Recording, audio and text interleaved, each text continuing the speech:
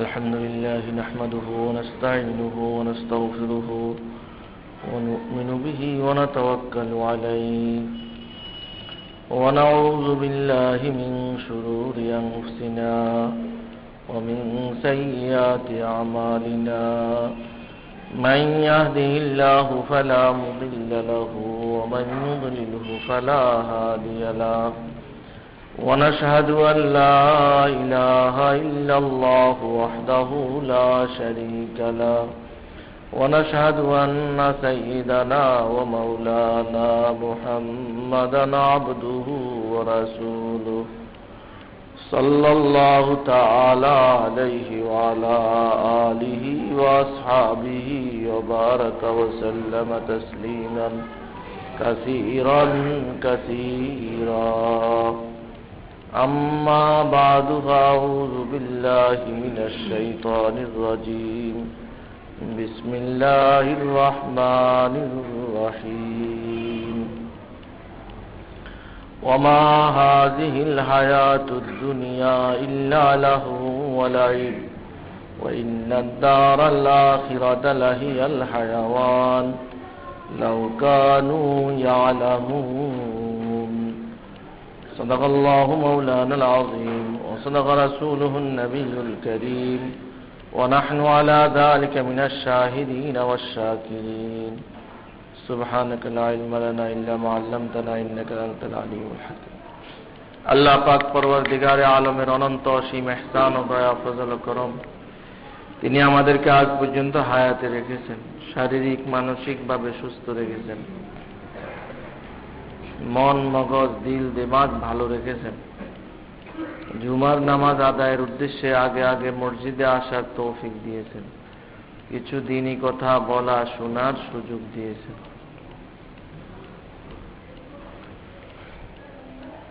কুরআনে কারীম থেকে কিছু অংশ তেলাওয়াত করা হলো। আয়াতে কারীমার মধ্যে আল্লাহ তাআলা দুনিয়া এবং আখিরাত উভয়টার পজিশন, উভয়টার অবস্থান বর্ণনা করেছেন। দুনিয়া ক্ষণস্থায়ী, আখিরাত চিরস্থায়ী। দুনিয়া অসার, আখিরাত সার। দুনিয়ার অস্তিত্ব একেবারেই অল্প, আর আখিরাতের অস্তিত্ব শুধু সুদীর্ঘই নয় বরং স্থায়ী। যারা ঈমানদার, আল্লাহ তাআলাকে বিশ্বাস করে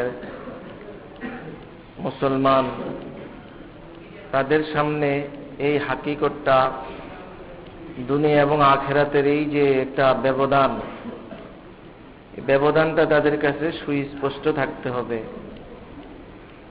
এবং সেই ব্যবধান অনুযায়ী তাকে এই দুনিয়ার হায়াত কাটাইতে হবে। দুনিয়া আমাদের কামাইয়ের জায়গা, এটা ভোগের জায়গা না।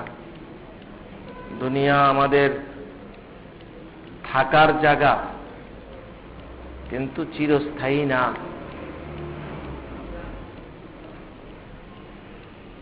আখিরাতের জন্য সঞ্চয় এখানে থেকেই করতে হবে, ওখানে সঞ্চয়ের কোনো সুযোগ নেই। ওখানে সময় আছে, সময় থাকবে, তাও এরকম সময় যে সময় শেষ হবে না, চিরস্থায়ী অসীম সময় সেখানে পাওয়া যাবে। কিন্তু ওই সময়ের এই দিক থেকে কোনো মূল্য নাই যে ওখানে আমি কোনো নেক কামাই করতে পারবো বা সফলতা অর্জনের কোনো কিছু সেখানে সঞ্চয় করতে পারবো। এই দিক থেকে সেটার কোনো মূল্য নেই, সেটা শুধু ভোগের জন্য। আর দুনিয়ার হায়াত, এক একটা মুহূর্ত ওই দিক থেকে অনেক দাম, বহুত দাম, অনেক দাম। এখানে একবার সুবহানাল্লাহ পড়লে যে সওয়াব হবে, আখিরাতে 50 কোটি বার সুবহানাল্লাহ না, 50 কোটি রাকাত নামাজ পড়লেও সেই ফায়দা হবে না। ফায়দাটা এখানে পড়লেই কি হবে, কিন্তু পড়তে হবে এখানে। ওখানেও তাসবিহ তাহলিল হবে, পড়বে, কিন্তু সেটা সওয়াবের জন্য নয়, সেটা এমনিই পড়া হবে। তো ওই পড়ার দ্বারা যে ওখানে সোপানোন্নীত হবে, মর্যাদা বৃদ্ধি হবে, এমন কোনো কিছু।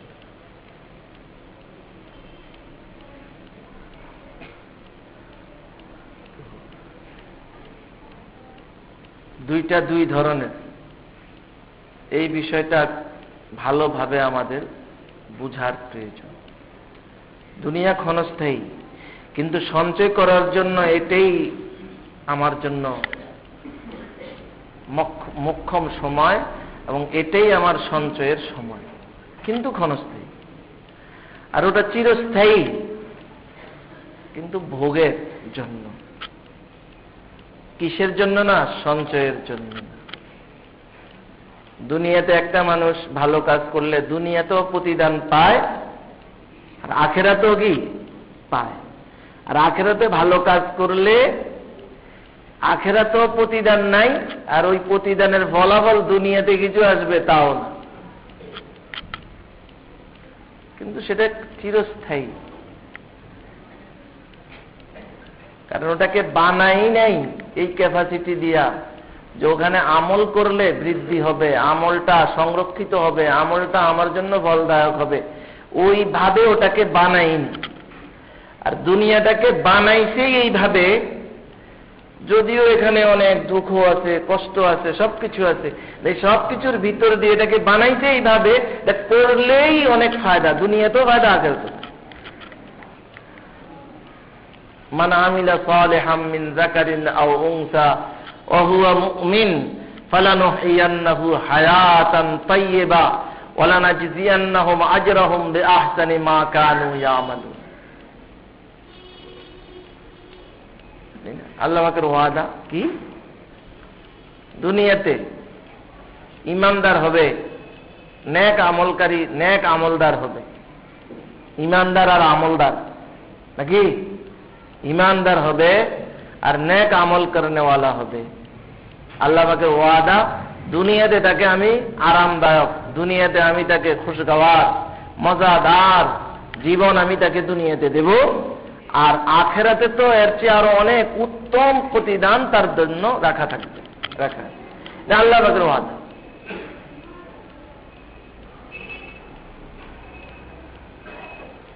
এজন্য দুনিয়াতে কিছু করলে এটার ফলাফল দুনিয়াতেও পাওয়া যায়, আখেরাতেও পাওয়া যায়।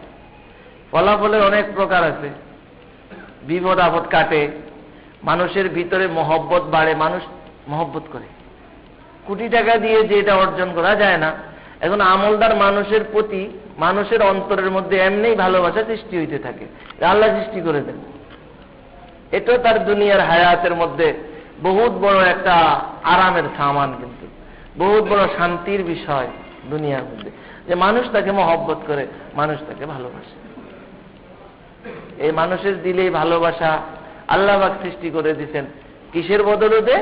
ঈমান আর আমলের বদলে।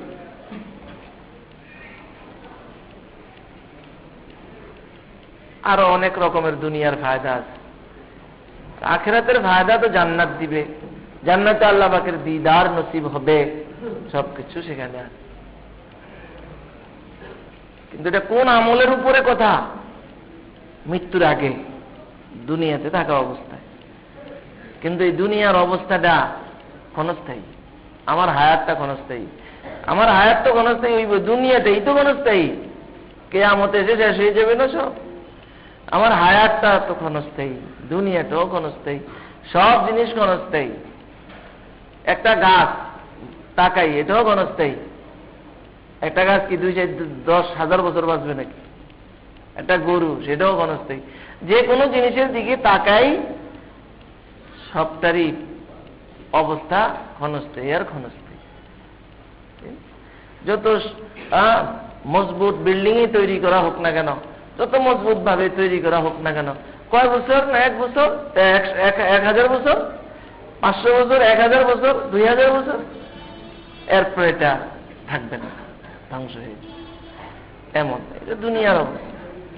আর আখিরাতের অবস্থা একদম এটার বিপরীত। যা আছে যেইভাবে আছে প্রতিদিন খালি এটা পাওয়ার, এটা টেম্পার, তাই না? এটা খালি বাড়তেই থাকবে, কমবে না। কি হবে? বাড়তেই থাকবে। একটা মানুষ সুন্দর আছে, এটা দুনিয়াতে তো সৌন্দর্য কমে যায়, বয়স বাড়তে থাকে তো সৌন্দর্য কমতে থাকে। আখিরাতে কি রকম না, সৌন্দর্য বাড়তেই থাকবে, বাড়তেই থাকবে, বাড়তেই থাকবে, বাড়তেই থাকবে, অসীমের দিকে খালি বাড়তেই থাকবে, সবকিছু সেখানে অসীম এমন। কিন্তু আমলের জায়গা না, সেখানে 50 কোটি রাকাত নামাজ পড়লেও দুনিয়াতে একবার সুবহানাল্লাহ পড়লে যেই সওয়াব হবে সেই সওয়াব তার আমল নামায় আসবে না, লাভ হবে না। এটাকে দারুল আমল বানাইছে দুনিয়াকে, এটা আমলের জায়গা। একবার সুবহানাল্লাহ পড়লে, আলহামদুলিল্লাহ পড়লে, আল্লাহু আকবার পড়লে, 2 রাকাত নামাজ পড়লে, একটু সৎ কথা বললে, মানুষকে একটু সৎ উপদেশ দিলে, একটা সৎ কাজের আদেশ করলে, একটা মন্দ কাজ থেকে নিষেধ করলে, বিরাট বিরাট ফায়দা, বহুত। দুনিয়ার মধ্যে এটার একটা ভালো ফল আছে, আর জান্নাতে পরকালে তো আছেই। তার জন্য জান্নাত তৈরি হইতেছে, জান্নাতের সোপান উন্নীত হইতেছে, আল্লাহ পাকের সন্তুষ্টি অর্জিত হইতেছে, আর এর পরিণামে জান্নাতে সে আল্লাহ পাকের দিদার লাভ করবে, দিদার নসিব হবে তার। জন্য দুনিয়ার এই সময়টা এই দিক থেকে অনেক অনেক অনেক অনেক দাম। আল্লামা জামি রহমতুল্লাহ আলাইহি, আব্দুর রহমান জামি, উনি আল্লাহর কাছে কামনা করতেছিলেন যে আমার যদি হায়াত অনেক লম্বা হইতো, হায়াত অনেক লম্বা হইত, এমনকি যতদিন দুনিয়া আছে অতদিন যদি আমার হায়াত হইত তাহলে ভালো হইত। কেন কামনা করছেন এটা? এই জন্য কামনা করছেন যে মৃত্যু যদি আমি বরণ করি, মারা যাই, কিসমত ভালো হইলে তো আল্লাহ পাকের দিদার হবে, এই হবে, সে হবে, কিন্তু আমার পারলৌকিক উন্নতি, চিরস্থায়ী উন্নতি, যেটা চিরস্থায়ী বন্দোবস্ত আমার জন্য যেটা হবার, সেটা তো সীমিত হয়ে গেল, সেটা তার মৃত্যুর পরে আর কি হবে না, বাড়বে না, বৃদ্ধি পাবে না। কিন্তু আমার হায়াত যদি দীর্ঘ হইতে থাকে তাহলে ওখানের মধ্যেও আমার থাকার ব্যবস্থা, আমার জান্নাতের পজিশন, সব কিছু উন্নত থেকে উন্নত হতেই থাকবে, বৃদ্ধি পেতেই থাকবে, বাড়তেই থাকবে। আর এটা হবে তো আমার দুনিয়ার হায়াতের দ্বারা। বদরোজা জিন্দগি জামি না শুধু সায়ের গামাত, ওয়াচে খুশবু দেখে উমরে জাবেদানি দাসতেম। উনি আকাঙ্ক্ষা প্রকাশ করছেন, এই ক্ষণস্থায়ী কয়েকদিনের জিন্দিগি আমার, এই জন্য কতই ভালো হইতো যদি আমি একেবারে যতদিন দুনিয়া আছে কেয়ামত পর্যন্ত হায়াত পেতাম, আর এর মধ্যে নেক আমল করতে থাকতাম, আমার ওখানে সঞ্চয় হইতো অনেক কিছু, অনেক ফায়দাদায়ক হইত। এই জন্য ভাই এটা বড় বুঝের বিষয়, বহুত বুঝের। দুনিয়া আমার থাকার জায়গা না, এটা ক্ষণস্থায়ী, কিন্তু এর চেয়ে মূল্যবান সময় আর নেই। আখিরাতের সময়ের চেয়ে এখানের সময় অনেক মূল্যবান, এই দৃষ্টিকোণ থেকে যে ওখানে সঞ্চয়ের জায়গা না, এটা সঞ্চয়ের জায়গা। ওখানে ভোগ করব এখানকার সঞ্চয় অনুপাতে।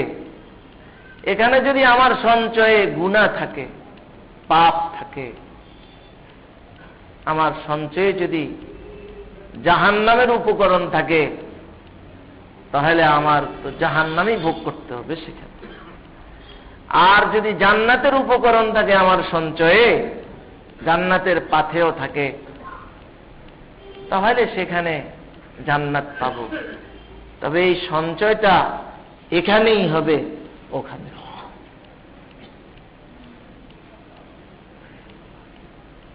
কবরের হায়াতে কারো কারো ব্যাপারে এমনও জানা গেছে যে কবরে নামাজ পড়ে। এটা কি হইতে পারে? একটা বুজুর্গি, কিন্তু এটার দ্বারা তার আমল নামায় একটা নেকিও কি করা হবে না, লেখা হবে না। আমল নামায় কোনো নেকি আছে? আমল নামায় নেকি আসার জন্য একটাই মাত্র সময়, সেটা হলো মৃত্যুর আগের সময়, এই দুনিয়ার হায়াত।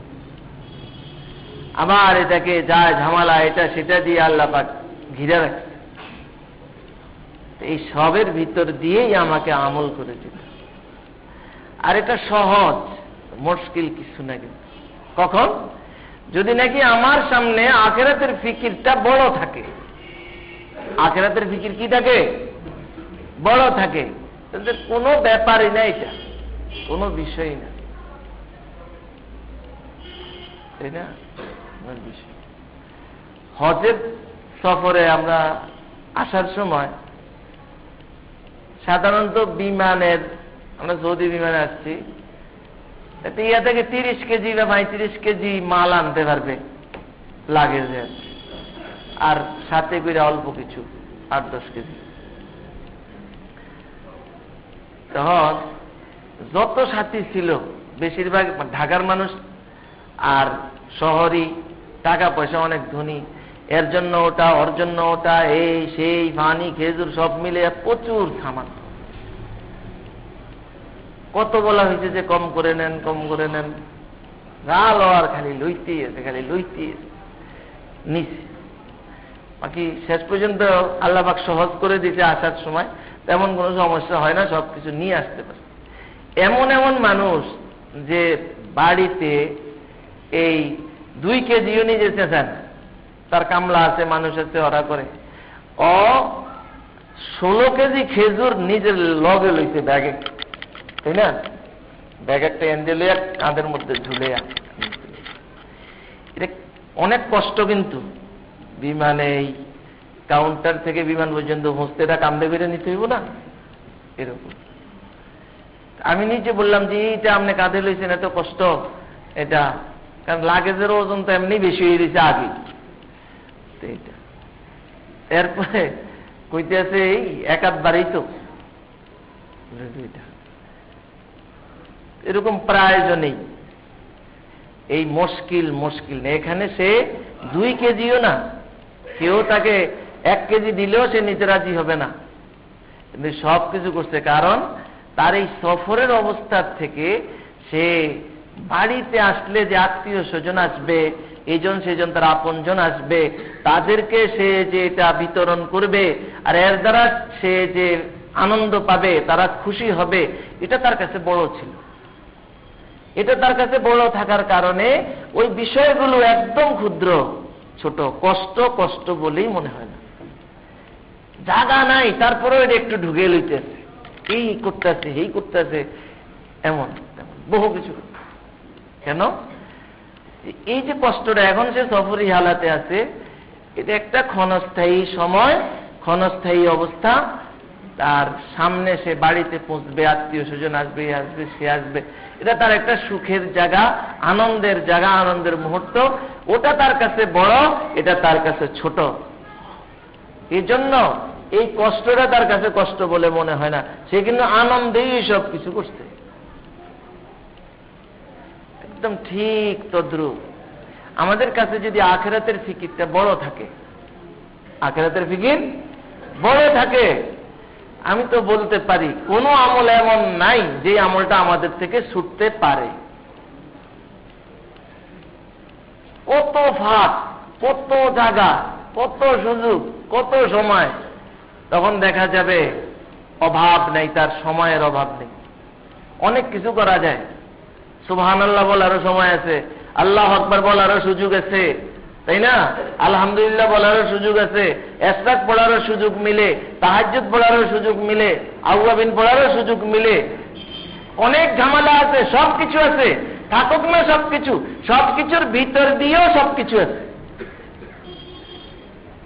তাই না? আমরা তো আনন্দের কোনো জিনিস পাইলে সেই দিনও আল্লাহরে ভুলি, অনেক আমল ছুটে যায়, আর বিপদের কিছু পাইলে ওই দিনে আল্লাহরে ভুলি, ওই দিনে অনেক কিছু ছুটে যায়।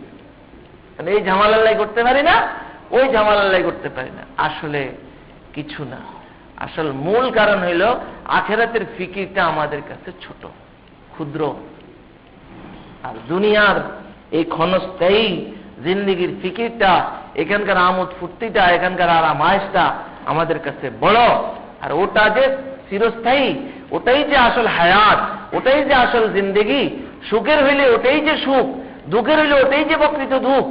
এই অনুভূতি এবং এই এহসাস, এটা আমাদের মধ্যে সব সময় জাগ্রত থাকছে না, জাগ্রত নাই। যখন হয়তো একটু বয়ান শুনি, একটু আলোচনা করি, তখন হয়তো হ্যাঁ একটু একটু সায় দেই আর কি, ভিতরে ভিতরে। আসল কিন্তু হাকিকত এরকম না। হাকিকত যদি এরকম হইতো, বাস্তব যদি এরকমই হইতো, আখিরাত আমাদের সামনে বড় হইতো, আমার মনে হয় না কারো থেকে কোনো আমল ছুটত। হযরত মাওলানা খলিল আহমদ সাহারানপুরি রহমতুল্লাহ আলাইহি, যিনি হযরত গাঙ্গুহি রহমতুল্লাহ আলাইহির খলিফা ছিলেন এবং শায়খুল হাদিস জাকারিয়া রহমতুল্লাহ আলাইহির পীর সাহেব ছিলেন, শায়েখ ছিলেন, ওনার থেকে উনি খেলাফত পেয়েছেন। হযরত মাওলানা খলিল আহমদ সাহারানপুরি বজলুল মজহুদের মুসান্নিফ, মানে রচয়িতা, বহুত বড় কিতাব আবু দাউদের ব্যাখ্যা গ্রন্থ। এই খলিল আহমদ সাহারানপুরি রহমতুল্লাহ আলাইহিকেই সেই সৌদি তৎকালীন বাদশাহ এবং যার মাধ্যমে এই হুকুমত আর কি, মালিক আব্দুল আজিজ, উনি বলছিলেন, উনি সৌদি আরব ছিলেন অনেক দিন, খলিল আহমদ সাহারানপুরি রহমতুল্লাহ আলাইহি। মানুষ এমনি তো হিন্দুস্তানের, ওখানে অনেক দিন ছিলেন এবং ওনার ওফাতও ওখানে হইছে। জীবনের শেষ অবস্থা প্রায় ওখানেই কাটাইছেন অনেক। ওনাকে বলছিলেন যে আপনাকে এই দেশে আল্লাহ পাক আমাদের হেদায়েতের জন্য নিয়ে আসছিলেন, এমন ব্যক্তি। ওই হেরেম শরীফের ইমাম সাহেব যে ছিলেন, ওনার সাথে ইনার লগে একটা মাসালার আলোচনা হইতেছিল। মালিক আব্দুল আজিজ পাশেই বসা ছিল, নামাজি তো নামাজি ছিল, তো পাক্কা নামাজি, দাঁড়িয়েওয়ালা ছিল, নামাজি ছিল, আমলদার ছিল। তো বসা, তখন দুইজনে মাসলা নিয়ে আলোচনা করতেছে। তখন খলিল আহমদ সাহারানপুরি রহমতুল্লাহ খুব মজবুত দলিল দিতেছে, হাদিস দিয়ে ধরুন রেফারেন্স পেশ করতেছে।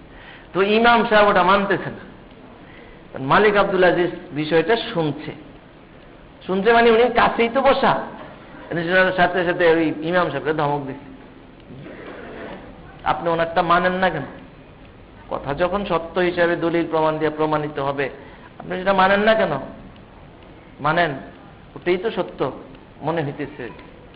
আর ওনারে বলছেন যে আপনাকে আল্লাহ পাক আমাদের দেশে আমাদের হেদায়েতের জন্য নিয়ে আসছেন, এমন। তো খলিল আহমদ সাহারানপুরি রহমতুল্লাহ আলাইহি দেখেন কত কাজ, ওনাদের কাজের কোনো অভাব আছে? এরপর ওনার একটা মেয়ে মারা গেছে, ওনার ওই মেয়ের পাশে অনেক দিন যাবত অসুস্থ, খুব অসুস্থ, রাত্রিতে ঘুম নাই, নিদ্রা নাই, কিচ্ছু নেই। ওনার বিবি আর উনি এই দুইজনেই রাত্রে তার কাছে জাগ্রত থাকে, সময় কাটায়, তার সেবা এই সেই সবকিছুর ভিতরে। তো যেদিন মারা গেছে, হ্যাঁ, মানে মধ্যরাত্রের পরে মেয়েটা মারা গেছে, ওনাদের সামনেই মারা গেছে। তো মারা গেছে, এখন তো রাত্র, জানাজানি হইলে মানুষের ঘুমের ক্ষতি হবে, এই হবে সেই হবে, ওই সব কিছু ভেবে নিজেরাই সময় কাটাইতেছে। আর এই এর ভিতর দিয়েই তাহাজ্জুদও পড়তেছে, উনি তাহাজ্জুদ পড়ছে, এবং বিবি কান্নাকাটা করছে, তাকেও বলতেছে এই কান্নাকাটাতে তেমন ফায়দা হবে না, সব সময় তাহাজ্জুদ পড়তে, আজকে কেন তাহাজ্জুদ বাজবে, আজকেও তাহাজ্জুদ পড়ো, অন্যদিন যত রাকাত পড়তে আজকেও তত রাকাত পড়ো। উনিও তত রাকাতই পড়ছে, ওই যে আজকেও পড়ছে, ওই দিনও পড়ছে, হ্যাঁ। আচ্ছা, এই যে একটা অবস্থা, এটা কেন পারে? দুনিয়ার হায়াতের সামনে তাদের কাছে আখিরাতের হায়াত, আখিরাতের জিন্দেগি, আখিরাতের জীবন এটা অনেক বড়, অনেক বড়, অনেক বড়। জন্য এখানের আনন্দের কারণেও তাদের আখিরাতের কোনো সঞ্চয় যেন নষ্ট না হয়, এজন্য পুরোপুরি সচেতন। এবং দুনিয়ার দুঃখ কষ্টের কারণেও যেন আখিরাতের কোনো সঞ্চয় নষ্ট না হয়, সঞ্চয়ে ব্যাঘাত না আসে, এই ব্যাপারেও খুব সচেতন। কেন? আখিরাত আমাদের কাছে। আমরা যে ধনী আছি তার জন্য কিন্তু যে আমার মাল সামান ধন সম্পদ এই সেই সব কিছু, আর আখিরাত যদি বড় হয়, এগুলো আপন আপন জায়গায় আছে, এগুলোর ভিতর দিয়ে আখিরাত সব তৈরি হবে এবং কোনো আমল ছুটবে না। ফরজ ওয়াজিব তো প্রশ্নই আসে না, নফলও ছুটবে না, সুন্নতও ছুটবে না, নফলও ছুটবে না, সব সে এর ভিতর দিয়ে করে যাবে। যে লোকটা অতি দরিদ্র, দিন আনে দিন খায়, মাথার ঘাম পায়ে ফেলেই তার দৈনিক রুজি সঞ্চয় করতে হয়, এই লোকটারও কোনো কিছু ছুটবে না আখিরাত যখন তার সামনে বড় থাকে। একটা কঠিন কাজ করবে, দর ভিতরে সে আল্লাহকেও ডাকবে, আখিরাত তার সামনে আছে, জানে একবার সুবহানাল্লাহ পড়লে, তাই না? হাতে নিড়ানি আছে, ধান খেত নিড়াইতেছে, আল্লাহ বলতে কি সমস্যা আছে? উজানির কারি ইব্রাহিম সাহেব রহমতুল্লাহ আলাইহি এরকম একটা এলাকা তৈরি করছিলেন। এখন অনেক দিন হয়ে গেছে তো ওই পরিবেশ আর এখন নাই। উজানির আশপাশের মানুষগুলো এমনই ছিল। আমরা আমাদের ছোটকালে ওই এলাকায় দাঁড়ি ছাড়া কোনো মানুষ দেখিনি, তাই না? টুপি ছাড়া, দাঁড়ি ছাড়া আর বেপরদা কোনো মহিলা তো কল্পনাই করা যায়। আর খেতে খামারে এই শেষ রাত্রে উঠে কৃষকরা যে হাল চাষ করে, এই করে সে করে, এর যেন আবাদ পুরা ওই জিকিরের আওয়াজ আসতেছে ক্ষেতের থেকে, ধান ক্ষেতের থেকে, হ্যাঁ জিকিরের আওয়াজ আসতেছে, কেউ হাল চষতেছে সেও জিকিরের আওয়াজ, জিকির করতেছে, এই এক অবস্থা। কারণ ওই ফিকরে আখেরাত, ওনার সাহসের যে ওই মানুষগুলোর ভিতরে আখেরাতের ফিকির এমনই ঢুকছে যে সে যে কোনো হালাতেই থাকুক না কেন তার ওটা সব সময় আছে, ওটা আমার বড়। অসুস্থ হইলেও আমার আখেরাতের ফিকির প্রয়োজন, আখেরাত আমার প্রয়োজন। সুস্থ থাকলেও আখেরাত আমার প্রয়োজন। হ্যাঁ, সে খুব দারিদ্রতার ভিতরে কাটতেছে, তখনও তার কাছে আখেরাত প্রয়োজন। খুব স্বাচ্ছন্দ্যে দুনিয়ার হায়াত কাটতেছে, তখনও আখেরাত তার কাছে প্রয়োজন।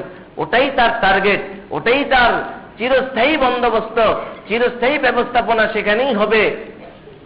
এটা যখন বড়, এই জন্য সব কিছু তাদের জন্য সহজ। আমাদের কাছে এখন দুনিয়া বড়, আখেরাত ছোট। এই জন্য দুনিয়ার একটু সুযোগের জন্যে বা দুনিয়ার একটু কষ্টের জন্যে আমাদের ছুটে তো কোন জিনিসটা ছুটে? আখেরাতটা ছুটে, আমাদের আমল ছুটে, আর কিছু ছুটে না, আমাদের আমল ছুটে। অথচ আখেরাতটা বড় থাকলে দুনিয়া ছুটার প্রয়োজন নেই। এই দুনিয়া যা আছে এগুলোর ভিতর দিয়েই বহু কিছু করা যায়, বহু কিছু করা যায়, বহু কিছু করা যায়। ওমা হাযিহিল হায়াতুদ দুনিয়া ইল্লা লাহউন ওয়া লাইব ওয়া ইন্নাদ দারাল আখিরাতা লাহিয়াল হায়াওয়ান লাউ কানু ইয়ালামুন। হযরত জুনায়েদ বাগদাদী রহমাতুল্লাহ আলাইহি, ওনার সাকারাতুল মাউত শুরু হয়েছে, মৃত্যুর যন্ত্রণা শুরু হয়েছে, কষ্ট। এই মুহূর্তে উনি খুব ধড়পড়াইতেছে আর খুব তড়িঘড়ি করে সুবহানাল্লাহ সুবহানাল্লাহ আলহামদুলিল্লাহ খুব দ্রুত গতিতে, দ্রুত গতিতে। ওনার কাছে দাঁড়ে তো ওরকম বড় বড় অলি বুজুর্গই ছিল, বলতেছে যে হুজুর আপনি এই কষ্টের সময় এত বেশি পেরেশান হয়েছেন কেন, এত সুবহানাল্লাহ পড়তেছেন, আপনার তো পুরা জিন্দেগিতে বহু কিছু আছে। উনি সাথে সাথে জবাব দিতেছেন যে দেখো এই মুহূর্তে আমার চেয়ে এই নেক আমলের মুহতাজ আমার চেয়ে বেশি আর কেউ না, আমি সবচেয়ে বেশি। কেন? আমার আমল নামা লেখুয়া ফেরেশতা আমার ওই আমল নামা নিয়ে দাঁড়িয়ে আছে, আমার মৃত্যু হবে সাথে সাথে আমল নামাটা কাগজটা বন্ধ করে ফেলবে, বটে ফেলবে, আর একটা নেকিও সেখানে ঢুকবে না। যেন আমি চাই এই শেষ মুহূর্তে হইলেও কিছু যেন সেখানে ঢুকে। আমাদেরও দোস্ত আমল নামা নিয়ে ফেরেশতা আছে, আছে না? আছে। কিছু লিখতে দেন, লেখান, সুবহানাল্লাহ পড়েন, লিখবে, আলহামদুলিল্লাহ পড়েন, লিখবে, আল্লাহু আকবার বলেন, লিখবে, তাই না? আল্লাহ আল্লাহ ডাকতে থাকেন, লিখবে, লা ইলাহা ইল্লাল্লাহ বলতে থাকেন, লিখবে। অনেক কথা কইতে দোস্ত মুখ বিষ হয়, কিন্তু আপনি আল্লাহরে ডাকলে মুখ কোনো দিন বিষ হয় না, তাই না? লা ইলাহা ইল্লাল্লাহ বললে মুখ বিষ হয় না, বরং আরো স্বাদ লাগে, আরো মজা লাগে, তাই না? এই এক আজীব জিনিস। আমল করেছেন, বিষ হবে না, বরং আরো স্বাদ লাগবে। একটু মহব্বত নিয়ে পড়বেন, দেখবেন হ্যাঁ কি স্বাদ। দুনিয়াতে এর চেয়ে বেশি স্বাদের আর কোনো জিনিস নেই। উনকি নাম কি লজ্জত জো বুরিয়ে পে মিল গই, उनके नाम की लज्जत जो बूरिये पे मिल गई, हम तो सल्तानत के तख्तों से बेजार हो गए, उनकी राह की कांटों की अजमत ना पूछिए, सारे दुनिया के फूलों से बेजार हो गए। अल्लाह, उनकी राह में जवानी जिनकी खाक हो गई, उनके दर्दों की लज्जत से हम सरशार हो गए। अल्लाह दोस्त, সময়ের কাজে লাগাই দোস্ত, আমলকে একটু সুন্দর করি, আমলকে সুন্দর করি। যারা এখনো দাঁড়ি রাখি না দোস্ত, দাঁড়ি রাখি। 24 ঘন্টার একটা আমল না রাখি তো 24 ঘন্টার একটা পাপ লগের মধ্যে লাগা আছে। যারা বেপর্দা চলতেছি দোস্ত, পর্দা করি। যাদের সাথে দেখা দেওয়া জায়েজ তাদেরকে দেখা দেই, তাদের সাথে দেখা দেই। যাদের সাথে না জায়েজ তাদের থেকে পরহেজ করি। হ্যাঁ, জিকির আজকার করি, 5 ওয়াক্ত নামাজ যথাযথ পড়ি, আগে পরের সুন্নত গুলো পড়ি, হ্যাঁ আউয়াবিন পড়ার চেষ্টা করি, এশরাক পড়ার চেষ্টা করি। একসাথে না পারি, কিছু কিছু হইলেও চেষ্টা করি, কিছু কিছু হইলেও চেষ্টা করি যে এই মাস আমি এশরাকের নামাজ পড়বো, আলহামদুলিল্লাহ। আরো 1 মাস পর যাবে, আরো একবার আউয়াবিন ধরবেন, আরো 1 মাস যাবে চাষের নামাজ পড়বেন। এভাবে পড়বেন, বাড়াইতে থাকেন হায়াত, তাই না? আমাদের বরফের মতো হায়াত একটু একটু গলে গলে শেষ হইতেছে নাকি? শেষ হইতেছে একদম। আমাদের জীবনটা বরফের মতো, শেষ বিন্দুতে আসবে তো শেষ হয়ে যাবে। এই বরফের চাকা কোনোদিন বাড়ে না, বরং ক্ষয় হইতেছে, ক্ষয় হইতেছে। আমার হায়াতটা একটা বরফের চাকা, বিন্দু বিন্দু। যেই মুহূর্তে আমি চিন্তা করি সেই মুহূর্ত, যেই মুহূর্তে গাফলতে কাটাই দিচ্ছি ওই মুহূর্ত শেষ কিন্তু হয়েই যেতেছে। এটা নির্দিষ্ট সময়ে শেষ হয়েই যাবে। আল্লাহ তাআলা আমাদের সকলকে বুঝার, আমল করার তৌফিক দান করেন। বাকি হায়াত আল্লাহ পাকের সন্তুষ্টির জন্য আখিরাতের সঞ্চয়ে কাটাইবার তৌফিক দান করেন। ওয়া আখির দাওয়ানা আনিল হামদুলিল্লাহ।